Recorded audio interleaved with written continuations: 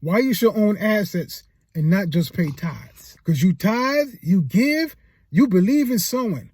But why is there no harvest? Could it be God just didn't call you to give, he called you to own? Ownership is the forgotten kingdom principle. Why giving alone isn't enough? Because we understand tithing is biblical. It's found in the book of Malachi, but it's not the full picture of financial stewardship. Because a financial stewardship basically means the money or the finances that God has placed in your care, you have to steward it correctly. And when you tithe, you know there's a promise attached to it. And if you know there's a promise attached to it and you have financial stewardship of the rest of the money that you tithe off of, what are you going to do with it? Many Christians are just taught sow into the kingdom, sow in the good ground, but they're not taught to build. The money that's left over after you tithe, you have to build upon that money that's left over. And what do you do with that money that's left over? Create some form of ownership, not just real estate. It could be intellectual properties. It can be stocks. It can be bonds. It can be whatever it is. You have to take some form of ownership, because when you own, you control. When you own, you can call the shots. When you own, you have power. Because faith without works is dead. And tithing without ownership just leads to dependency. The 3 hidden dangers of only giving. Number 1, short-term mindset. Because when you're only giving, you giving without growth leads to constant lack. Constant lack.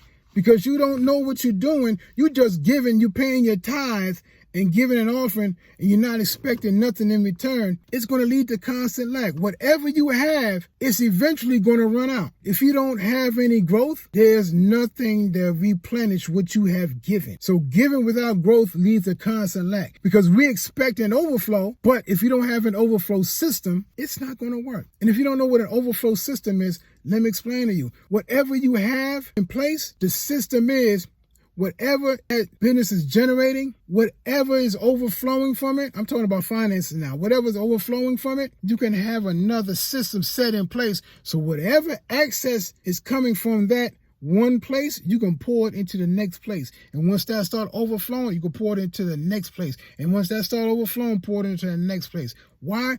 Because when you give, you expecting an overflow. The second hidden dangers of only giving. No multiplication strategy. You just giving and you don't expect nothing in return. You just giving and you don't know how to multiply whatever you have left, because God multiplies what you manage. If you managing the business that God has told you to open up and you managing it correctly, God will multiply that. But my question to you is, what are you managing?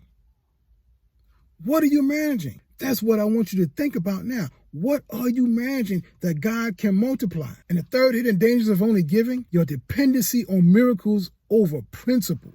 Because you know principles are good and operate in any place, anytime, with anyone. But you're dependent on miracles, that's not the way that you should operate. We operate on principles. And since we operate on principles, we know that whatever we do, it's going to produce a result, because we're not going to wait on miracles instead of creating margin. Because the principle says, if I take product A that I buy for $1 and sell it to this person for $5, the margin is $4. I create $4 profit from this product I purchased for $1. That's a margin. And since the principle works for anyone at any time in any place, I don't have to wait for a miracle for somebody to purchase this product so I can make this profit. What God really wants? He wants you to have ownership and legacy with biblical backing. Because Proverbs 13:22 says, a good man leaves an inheritance to his kids' kids. Basically, it's saying your grandkids are going to benefit from the things that you have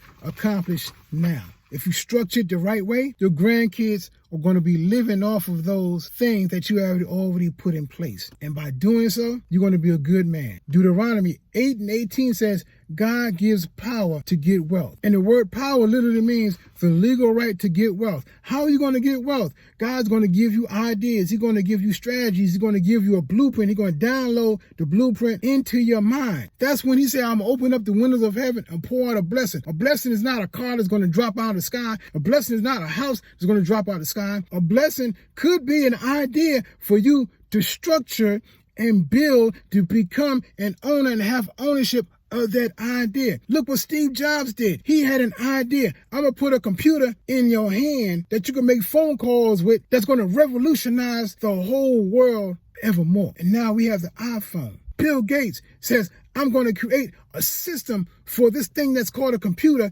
that's going to revolutionize the world. And he created Microsoft, one of the richest men in the whole world, because he had an idea. You had a blessing download into your mind, and you expanded that idea, and you used it to create ownership, and not just ownership, to leave a legacy for your kids' kids. He gave him power, and he obtained that wealth. All these things he just downloaded into your mind. And once you understand ownership leads to legacy, and once you understand what legacy is, God doesn't just want to give us a house. He wants us to own the land that the house is on. How to shift from tither to kingdom asset builder. Number one, you start with stewardship. You track and you budget. You track all the expenses that you have throughout the day or throughout the month. What you're spending on coffee, what you're spending on lunch, what you're spending on rent, what you're spending on food, what you're spending on the clothes you buy. Whatever you have, you track that money. Once you track it and find out where is it going, you can budget it. You can budget out what's left over and say, oh, I could take out this cable bill. I could take out this phone bill. I could take this out. I could take that out. And once you track it and see where it's going, and you take all those things out that's not necessary, that's when you could take all that excess and put it into some ownership commodity. That's number one. Start with stewardship. Number two, learn the language of assets. Learn the language of assets. And what am I talking about? You got to know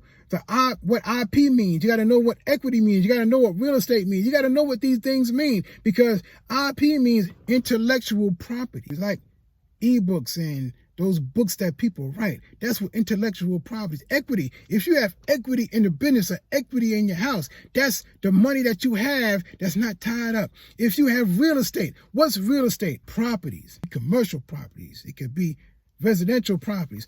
That's what we have to understand. Learn the language of these assets. And number three, partner with people who build. Get in rooms where ownership is normal. Don't worry about, oh man, I'm just renting now. But that doesn't mean you can't get in those rooms where people own. You got to start somewhere. So get in rooms where ownership is normal. And number four, pray and plan. Pray and plan. This is a big one, because a lot of people just pray, but they don't plan. But you got to pray and plan, because faith and financial frameworks is key. Why is it key? Because we can have faith. Faith without works is dead. So we can have faith as a mustard seed, but faith without works is dead. But if you got a framework, I believe I can start this business and it's going to make me millions. It's going to generate billions, but it can make me millions. What's the framework? Start my business. Get the funding for my business. Put up the correct structure for my business. LLC, C Corp, S Corp. Here's the framework. I buy the product for $1, sell the product for $5. In between $4, I generate $4 from this product I bought for $1. That's a framework. Another framework. I hire 10 people, pay them $10 an hour.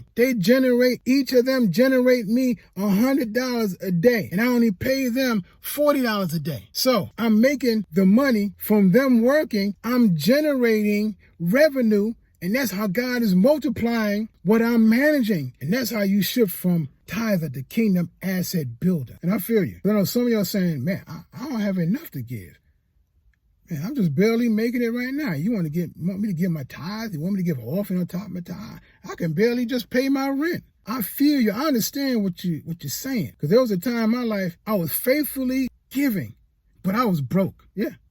I was paying my car note. I was paying the car insurance. I was paying my rent. I was buying food for the house. Not only buying food for the house, I was paying all these bills, the electric bill, the light bill, the gas bill, paying all these bills. And I had more bills than money. I understand how you feel. I wasn't always a tithe payer. But until I learned that sowing must lead to some type of strategy, that's when everything changed. I started building. I started building from scratch. I wasn't perfect, but I started building from scratch. And now my giving has impact and an overflow. Now listen, here's a recap. Tithing is a seed. Once you plant that seed, it's going to grow. You got to cultivate that ground. You got to water that ground. And that seed is going to grow.